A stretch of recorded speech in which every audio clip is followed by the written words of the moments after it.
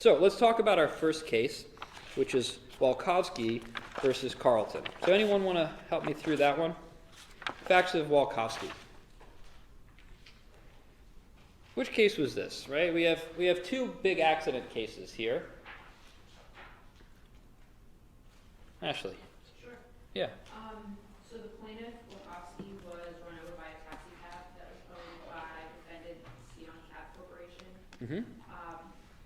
Defendant Marquez owned several cab companies that were operated independently of another. So as a result, he was operating with a minimum amount of liability insurance on each individual cab. So when the plaintiff was injured, their ability to recover their full damages was limited. Great. You get hit by a cab and you think, all right, that sucked, but at least I can sue him. But how much money did this cab company actually have? The company itself or the insurance? Yeah, the cab, he was hit by a cab company, right? And well, it doesn't, in this case, it doesn't actually really matter much, but he was hit by a cab from Sion Co., and they had $10,000 of insurance. It doesn't, in fact, we'll see in the next case, at least according to the majority, whether it's cash or insurance, self-insurance or actual insurance, doesn't matter. Why did they have $10,000 of insurance? It was the minimum that was required. That was the minimum required by law. I want to come back to that concept because there are some arguments about policy that I think are worth mentioning here. And so, who did you say owns Sion? Marquez. All right. AC. I'm not actually tall enough for this one. Seemed like a good idea at the time. All right.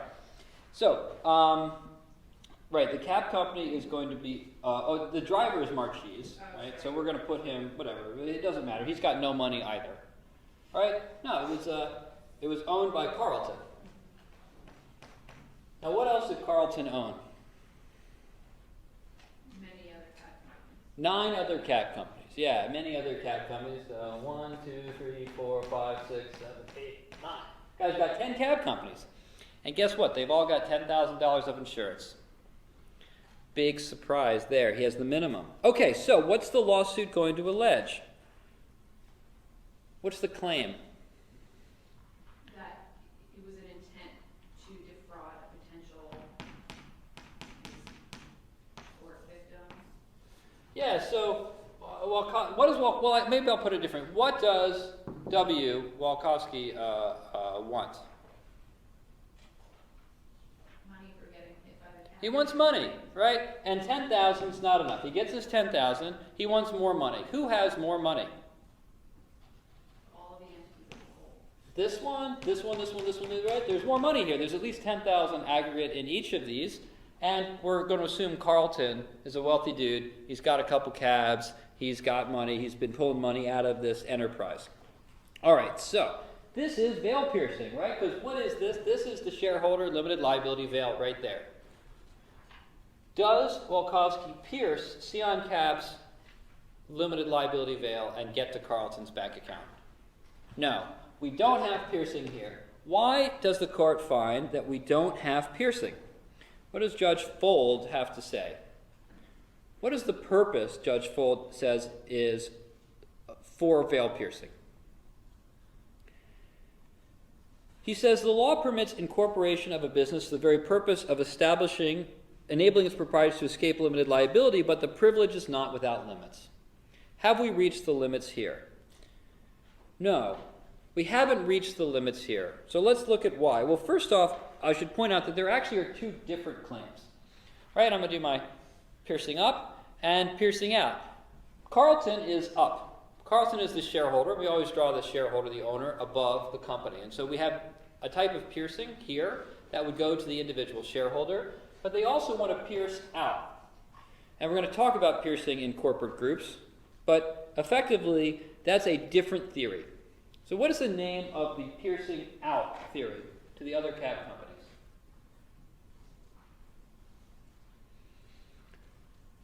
Enterprise liability, right? So we have 2 different theories at work. Enterprise liability and individual liability, piercing up. So did the court find that Carlton was, for example, Stealing from the company? No, he wasn't stealing from the company. Did the company find that Carlton was not observing corporate formalities? No, no allegations of corporate formalities. Did it find that Carlton was really not running a cab company, but driving this cab for his own personal transit? No, this is a guy who's really running a cab company. What was the only claim, the only factor that Walkovszky could maybe hang his hat on here? What was the only thing in our factors list that really jumps out? That he was purposefully undercapitalizing the company. Yeah, 10,000 is not enough, guy. You can whack somebody, and it's going to cost more than that for even a broken leg. You know, cabs getting it. They whack things. They drive around New York. I mean, forget about it. It's not enough money to be fully capitalized. But he was meeting his legal requirements. So let's turn to the dissent for a second. The court's opinion, by the way, Ken said that this was not undercapitalization. This was minimal capitalization, right? In fact, there's a statute out there. If he had 9,000, I think that, that probably would have been under, right? Not meeting a statutory minimum, but the court said he met his statutory amount. Judge Keating disagreed. What does the dissent have to say about this? The dissent was looking at the intent of the legislators, and Mm-hmm. he basically said they were not intending to allow the defendant to organize his business in a way to avoid liability. So this is interesting. I want to focus on this argument because I think it's dead wrong. Why do you think I think this is a bad argument? The argument, again, is that the legislative policy is that cabs should not be able to hurt people with impunity. Well, then why did they make the limit 10,000? I mean, if the legislative intention was that cabs have enough money to make sure that they take care of their damages, let's put another zero on that. You carry 100,000. Why carry $1 million? Or for that matter, that medallion you've got up there, why are you protecting that from lawsuits? I actually have a story for you about why they're protecting that from lawsuits. I have a video on that too. Let me see if I can actually get that up because I think this is a theory worth hearing. And while that boots up, I'll kind of talk about it. So I don't agree with the argument that there was undercapitalized. I agree this is minimally capitalized, but if the legislature wants cab companies to have more insurance, why not have the law require more insurance? I think that's why the majority was the better answer here. Now, of course, we feel bad for people, but we need a legislative solution. We don't need a judicial activist solution, right? We need a legislative solution. So what did Walkovszky want? Let's think about that. He wanted two things. He wanted the court to combine the assets of the cab companies. That's called enterprise liability. And he wanted to pierce the corporate veil to go after the individual shareholder because, this is important, the structure was an unlawful attempt to defraud members of the general public. Yeah. Now, what was the result here? Well, the result was, as you might expect, that it wasn't found because we didn't have those plus factors. We did have the issue that this is a closely held company, which is, I don't know if I'd call it a factor. That's more of an enabling condition. Without it being closely held, we don't have them. But I want to talk briefly about tax medallions. I want to share with you an economic theory, and I hope you can see the video. But it's mostly about hearing this guy. I just thought this guy. I love his approach.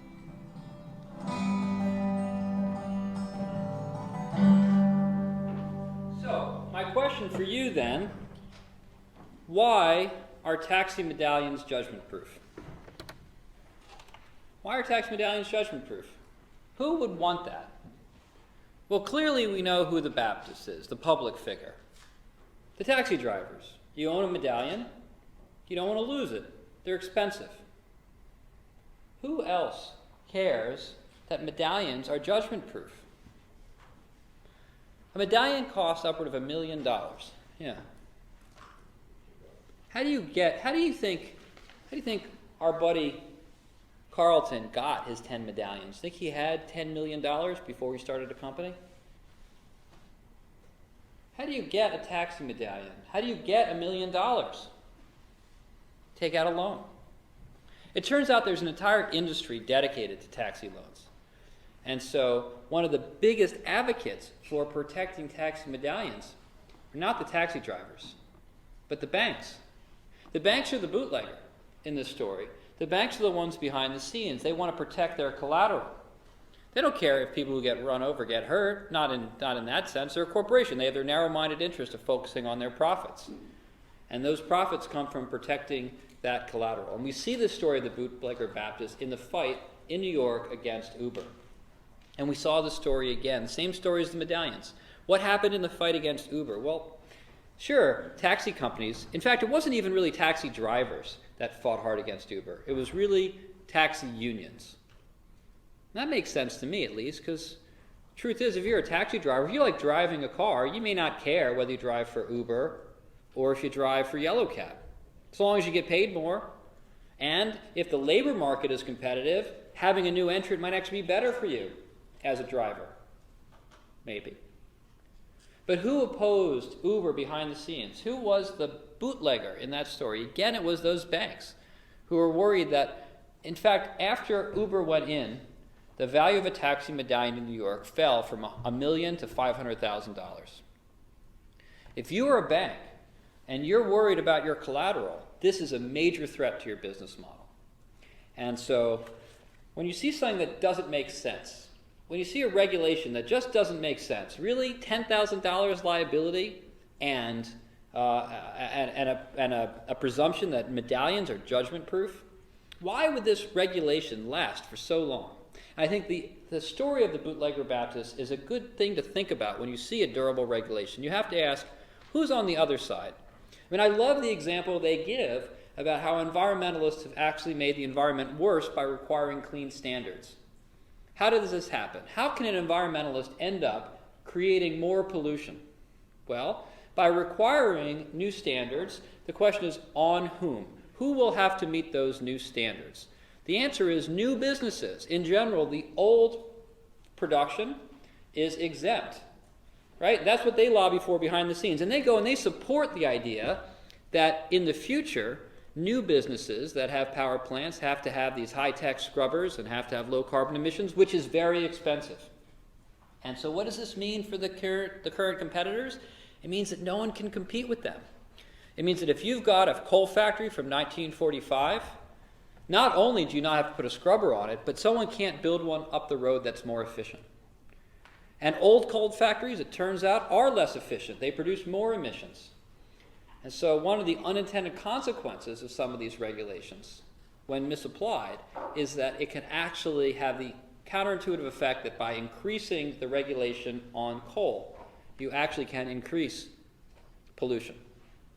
And so it's an important story to think about, and I thought this case was a chance to bring that economic concept up. All right, we have just a few more minutes. We have one